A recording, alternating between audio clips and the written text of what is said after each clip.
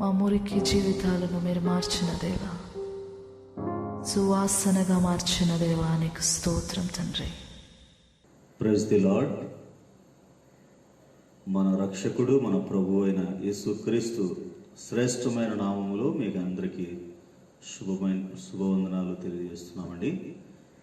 తిరిగి మరలా మనం ఈ విధంగా కలుసుకోవటం నిజంగా ఎంతో దేవునికి నేను ఎంతో వందనస్తుంది. ప్రపంచమంతా కలవరంతో, కన్ఫ్యూషన్తో, భయముతో నిండి ఉన్న ఈ సమయంలో దేవుని బిడ్డలుగా మనం ఈ విధంగా దేవుని సన్నిధిలో అనేక పాఠాలు నేర్చుకుంటూ ఆయన రాకడకు సిద్ధపడుచున్నామంటే నిజంగా దేవుని కృప అని మనం చెప్పుకోవాలి.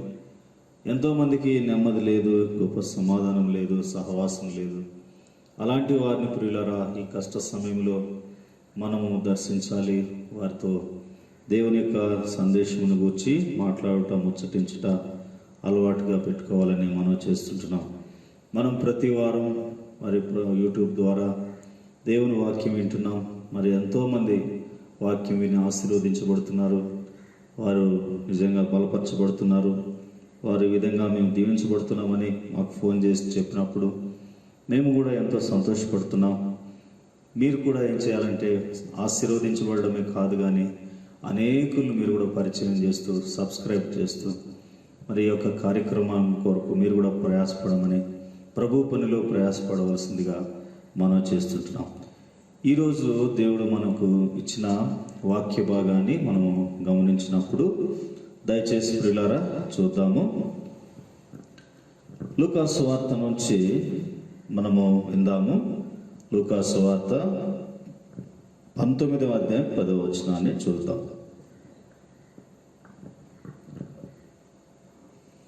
ఈ భాగము మన అందరికీ పరిచయమైన భాగమే. ఆయనను ప్రభు ఈ వచనం దగ్గరికి ఈ వారము మనల్ని తీసుకెళ్తున్నాడు. చూద్దాం.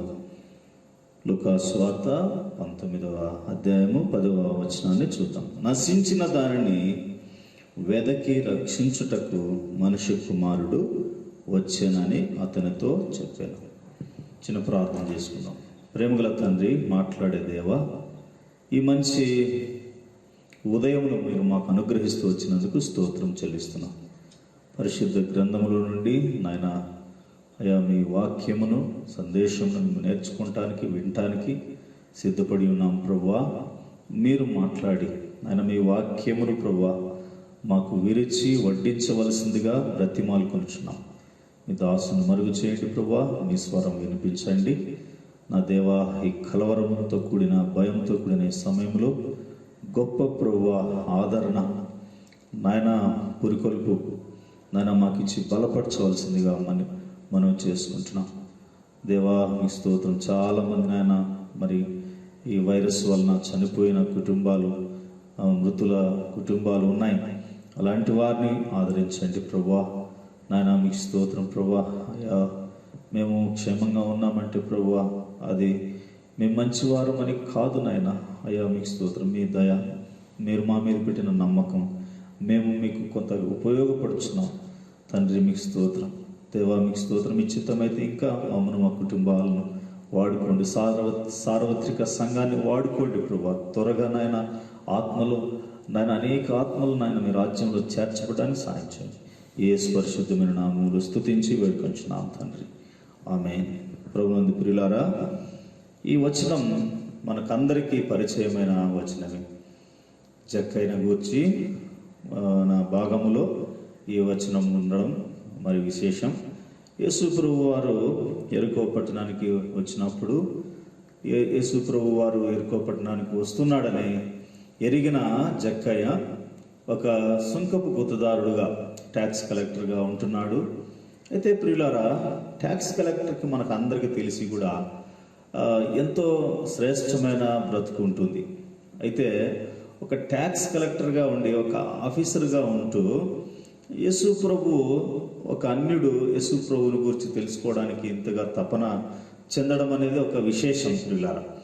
ఏదేమైనా ఆయన రావడము, ప్రియులారా యేసు ప్రభువును చూడడానికి పొట్టివాడైనందున ఆ మేడి చెట్టు ఒకటి ఎక్కడము, ఇవన్నీ కూడా యేసు ప్రభు అంటే సృష్టికర్తను గూర్చిన ఆకలి దప్పులు ఒక వ్యక్తిలో, ఒక మానవుల్లో ఎలాగ ఉంటాయో జక్కయ్యలో నుంచి మనం అనేక పాఠాలు, అనేక రకాలుగా, అనేక దైవజనుల ద్వారా మనం విని ఉన్నాం ప్రియులారా. ఈ వచనం ఏంటంటే, నశించిన దానిని వెతికి రక్షించుటకు మనుష్య కుమారుడు వచ్చెను అనే మాటను మనం ఈరోజు జ్ఞాపకం పెట్టుకుని ముందుకు వెళ్తున్నాం. అంటే జక్కయ్య ఒక ఉద్యోగస్తుడు ప్రియులారా, గమనించండి. జక్కయ్య ఒక ఎంప్లాయీ. అలాంటి ఎంప్లాయీ అయిన జక్కయ్య గూర్చిన భాగంలో ఈ మాట వ్రాయబడి ఉంది, నశించిన దానిని వెతికి రక్షించుట. అంటే జక్కయ్య ధనవంతుడని వ్రాయబడి ఉంది, ఒక ఆఫీసర్ అని వ్రాయబడి ఉంది. ప్రియులారా, సమృద్ధిగా లోకరీత్యా మనం ఆలోచిస్తే అన్ని విధాలుగా సమృద్ధిగానే ఉన్నట్లు మనకు కనబడుతుంది. అయితే అతనికి ప్రియులారా, అతని గూర్చిన భాగములో నశించిన దానిని వెతికి రక్షించు అంటే జక్కయ్య నశించిపోయాడా ప్రియులారా? అది అందుకే మన ప్రకృతి సంబంధమైన రీతిగా ఆలోచిస్తే జక్కయ్య బాగుగానే ఉన్నాడు. ఆత్మ సంబంధమైన ఆత్మీయ నేత్రాలతో మనం చూస్తే జక్కయ్య అంతరంగం గుల్లైపోయింది. ఇది ఈరోజు పాఠం. జక్కయ్య యొక్క అంతరంగం ఏమైపోయిందంటే గుల్లైపోయింది, అంటే తుప్పు పట్టిపోయింది. ఆ జక్కయ్యలో ఏం లేదు, మొట్టమొదట సంతోషం లేదు. యేసు ప్రభువును రక్షకుని ఎప్పుడైతే చూచినాడో సంతోషం పెళ్ళుబికింది. దేవునికి స్తోత్రం. చాలా మంది ఈ రోజుల్లో ప్రియులరా ఇలాగనే పైన చూస్తే చాలా చక్కగా ఉంటారు, కానీ లోపట వారి జీవితాలు ఎంతో అల్లకల్లోలమైనటువంటి పొంగుచున్న సముద్రం లాంటి జీవితాలు జీవిస్తున్న వారు వాళ్ళని చూస్తుంటున్నాం ప్రియులారా. అందుకే మరి పైకేం బాగుంటారు, లోపల వారు సాయంకాలానికి వారు ఏ పరిస్థితిలో ఉంటారంటే కొంత మందు తీసుకోవాలి, లేదా ఒక స్లీపింగ్ ట్యాబ్లెట్ వేసుకోవాలి. రకరకాల బానిసలు అయితే అలవాట్లకు బానిసలై వారు నిద్రపోతారు.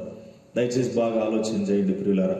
కనుక బయటికి లేదా ప్రకృతి సంబంధంగా మనం ఆలోచిస్తే బాగానే ఉంటారు, కానీ అంతరంగంగా వారు ఆందోళనతో నిండి ఉంటారు. అలాంటి ప్రజలను ప్రభు అంటున్నాడు ఇక్కడ, వెదకి నేను రక్షించడానికి వచ్చిన. ఆ యేసు ప్రభు యొక్క గోల్, ఉద్దేశం ఏంటంటే వారిని నేను వెదకి రక్షిస్తాను అని చెప్తున్నాడు కదా. గమనించండి ప్రియులారా. దయచేసి ఇక్కడ మనము హోషేయ 4:6 చూస్తే, నా జనులు జ్ఞానము లేని వారే నశించుచున్నారు. దేవునికి స్తోత్రం. ఇక్కడ నశింపు ఎందుకు వస్తుంది అనేది మనం ఆలోచన చేసినట్లయితే, మొట్టమొదటిగా మనం పరిశుద్ధ గ్రంథములో తెలుసుకోవాల్సింది ఏంటంటే, నా ప్రజలు, నా జనులు, ఇక్కడ బాగా ఆలోచన చేయండి, నా జనులు అంటున్నాడు, ప్రభు అంటున్నాడు, ఇక్కడ దేవుడు మాట్లాడుతున్నాడు, నా జనులు, వీరు దేవుని ప్రజలు.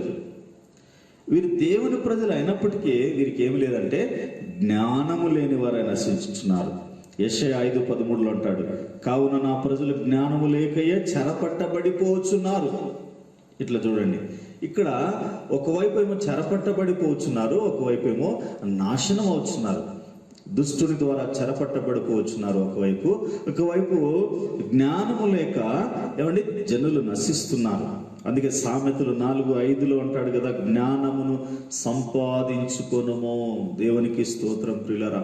జక్కయ్య ఎందుకండి అన్ని విడిచిపెట్టి చిన్నవానిలాగా ప్రవర్తించాడు? చూసారా, పదవి లేదు, ఆస్తి లేదు, అంతస్తు లేదు, హోదా లేదు, ఏమీ అనుకోకుండా అన్ని విడిచిపెట్టి యేసు ప్రభువును చూడాలనే ఆశతో పరిగెత్తాడు. దేవునికి స్తోత్రం. దయచేసి అందుకే సామెతలు 4:5 ఏమంటున్నాడు, జ్ఞానమును సంపాదించుకొనుము. ఈ లోకంలో ఏదేదో మనము ఏమండి సంపాదించుకుంటున్నాం, కానీ జ్ఞానమును సంపాదించుకోవడంలో వెనుకబడి ఉన్నాం. 3:13 అంటాడు సామెతలు, జ్ఞానమును సంపాదించిన వాడు ధన్యుడు, అంటే ఆశీర్వదించబడినవాడు. అసలు జ్ఞానం అంటే ఏంటి అనేది మనం నేర్చుకోవాలా. జ్ఞానములు 2 రకములుగా మనము ప్రాముఖ్యంగా చూడొచ్చు. మొదటిది ప్రకృతి సంబంధమైనది లేదా భూ సంబంధమైనది, అది ఒక విధంగా బుక్ నాలెడ్జ్ అని మనం గమనించవచ్చు. రెండవది దైవ జ్ఞానం, ఇది పైనుండి అంటే పరలోకం నుండి వచ్చినటువంటి జ్ఞానముగా మనం చూడగలుగుతున్నాం. యాకోబు పత్రికలో 3:17 మనం చూడగలిగితే దైవ జ్ఞానమును గురించి యాకోబు భక్తుడు ఈ విధంగా వ్రాస్తుంటున్నాడు.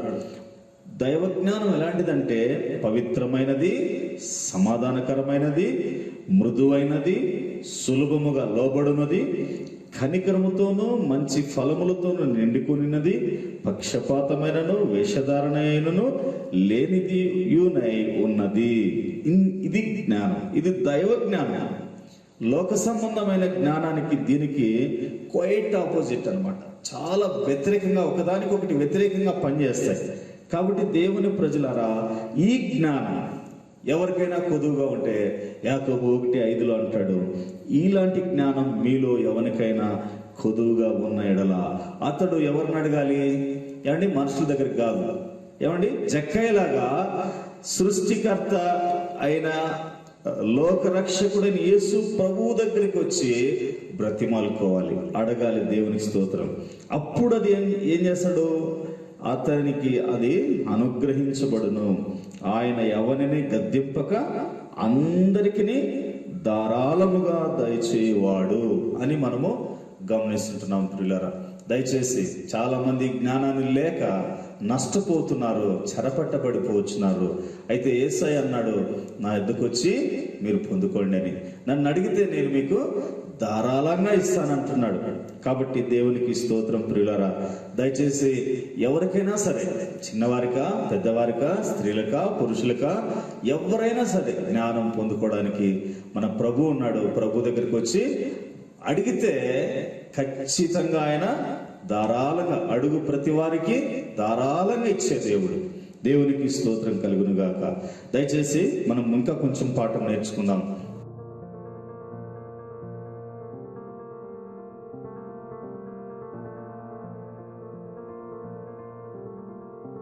గనుక ఇంత మంచి జ్ఞానమును మనము ఎట్లు సంపాదించుకోగలము అని ఆలోచిస్తే ప్రియులారా, సామెతల గ్రంథంలోనే మనకు సమాధానం దొరుకుతుంది.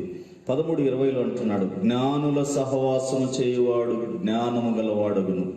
దయచేసి వినండి, జ్ఞానుల సహవాసం చేయువాడు జ్ఞానము గలవాడు అగుతాడంట. దేవునికి స్తోత్రం ప్రియులారా. ఈ ప్రపంచంలో జ్ఞానం గలవారు ఎవరైనా ఉన్నారంటే ఎవరైనా లేరండి. దేవునికి స్తోత్రం ప్రియులారా. ఎక్కడైనా మనకు కనబడరు. దేవునికి స్తోత్రం. అరుదుగా, మనము చాలా అరుదండి. అందుకని ఇక్కడ అంటున్నాడు చూడండి, సామెతలు 10:1 అంటాడు, జ్ఞానం గల కుమారుడు తండ్రిని సంతోషపరచును.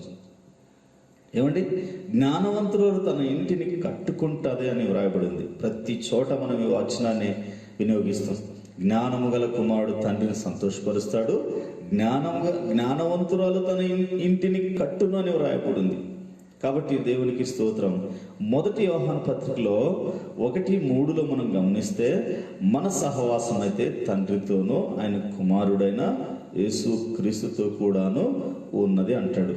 మనము తండ్రి అయిన దేవునితో ఆయన కుమారుడైన యేసు క్రీస్తు ప్రభువుతో సహవాసం చేస్తున్నాం కనుక ఆయన దగ్గర, అందుకే కొలస్సీ పత్రికలో మనము గమనించగలిగితే 2వ అధ్యాయం 3వ వచనంలో, బుద్ధి జ్ఞానముల సర్వ సంపదలు ఆయన యందే గుప్తములై ఉన్నవి. బాగా ఆలోచించేయండి ప్రియులారా.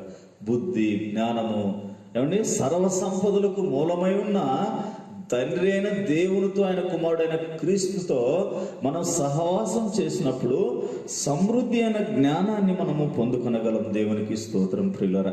కనుక ఇక్కడ అంటున్నాడు కదా, జ్ఞానుల సహవాసం చేయటం వలన మన జ్ఞానము సంపాదించుకోవచ్చు. అయితే మూర్ఖుల సహవాసం చేస్తే చెడిపోతాం. దేవునికి స్తోత్రం ప్రియులారా. చాలా మంది తెలియక మూర్ఖత్వములో పడిన ఎంతో మంది నాశనం అయిపోతున్నారు, చెరపట్టబడిపోతున్నారు.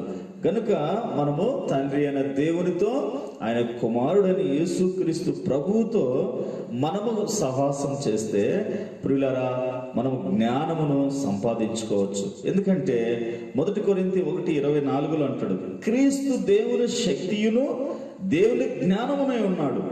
ఏమండి, 1 కొరింథీలో మనం గమనిస్తుంటున్నాం 1:24 క్రీస్తు ఏమై ఉన్నాడండి?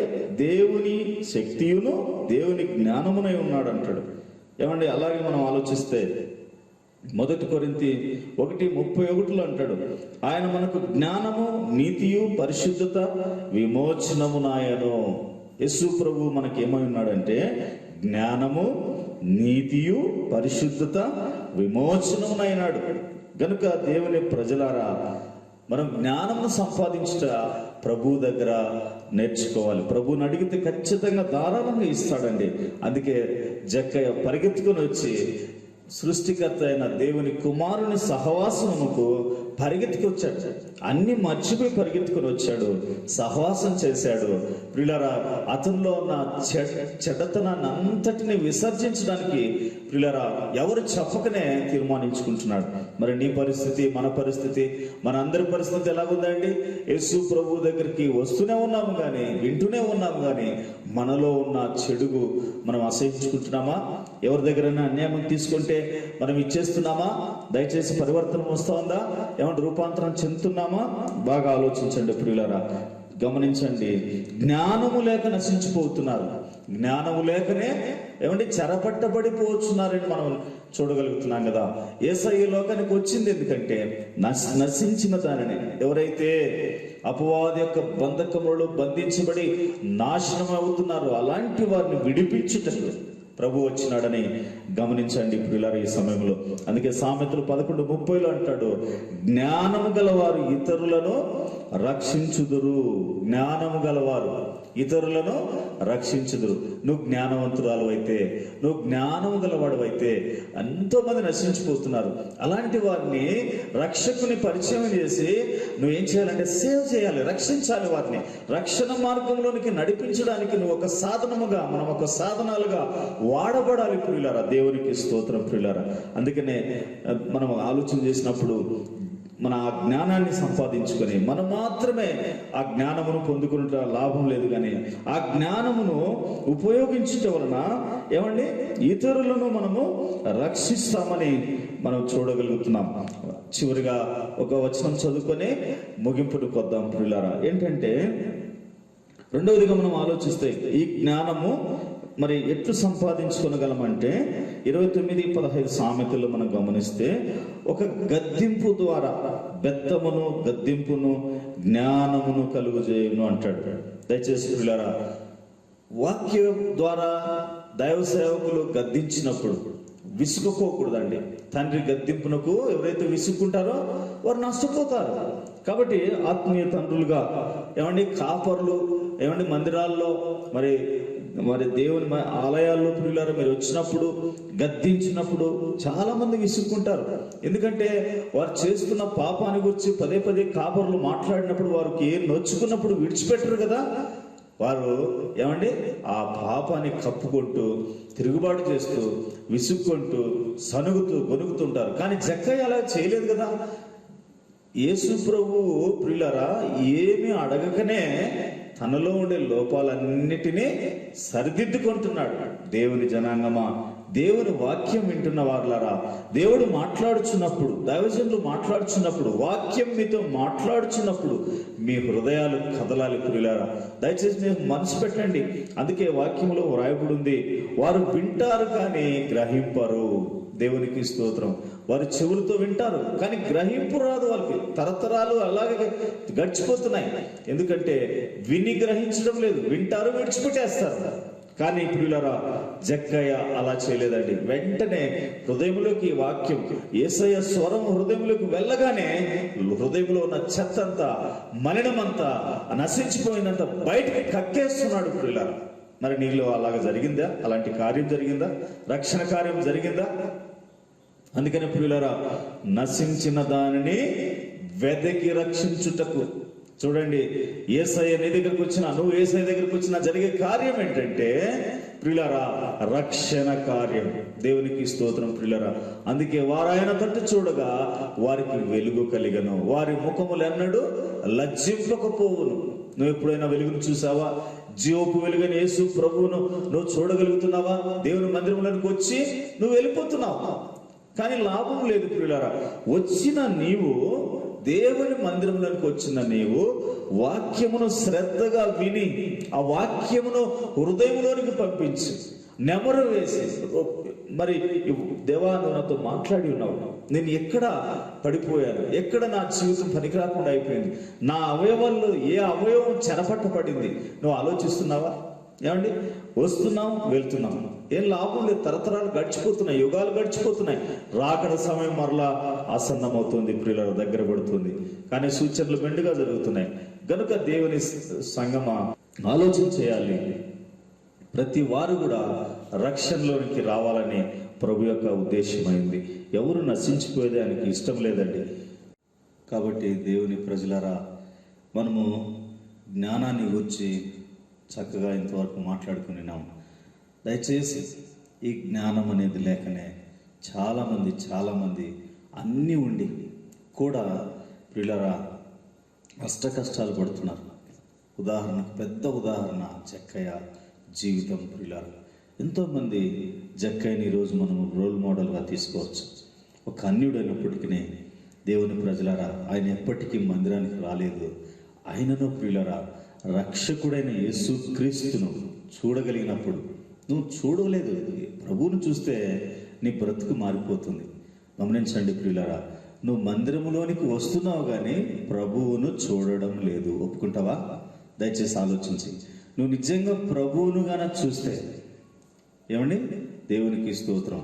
చూడండి, యేసయ్య స్వరం మనం వినగలిగితే జీవితం మారిపోతుంది. ఏమండి, మన ప్రవర్తన మారిపోతుంది, బ్రతుకు మారిపోతుంది.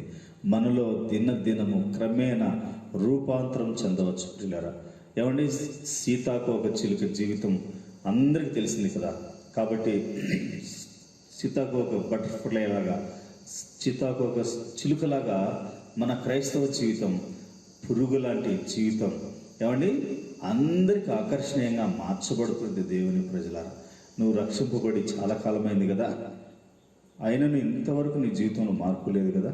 ఏమండి, క్రైస్తవుడు అని చెప్పుకుంటున్నారు కానీ చాలామంది, కానీ క్రైస్తవులుగా జీవించడం లేదు. అందులోని మాధుర్యాన్ని, ఏమండి మృదువైన జీవితాన్ని, అందులోని సమాధానకరమైన జీవితాన్ని, పవిత్రమైన జీవితాన్ని, ఏమండి మనము కనికరంతో కూడినటువంటి మంచి ఫలములతో కూడినటువంటి ఏమండి జీవితం మనం జీవించలేక ఎప్పుడు చూడు పక్షపాతం, వేషధారణ అంటే ఇది చాలామంది జీవితాల్లో వేషధారణను చూడగలుగుతున్నాం. ఏమండి, అనేకులు వేషాలు వేస్తున్నారండి. అందుకే వేషధారణ ఉంటే అక్కడ జ్ఞానము లేదని, దైవ జ్ఞానం లేదు. ఏమండి, ప్రకృతి సంబంధమైన జ్ఞానంతోనే వారు జీవితాన్ని గడిపేస్తుంటున్నారు. దేవునికి స్తోత్రం ప్రియులారా.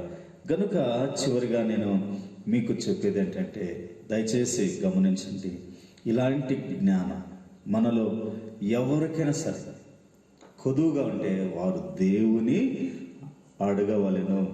మనుషులు కాదు, దేవుని అడగాలి. చాలామంది ప్రియులారా మనుషుల సలహాలు తీసుకుంటారు. లేదు లేదు, లాభం లేదండి.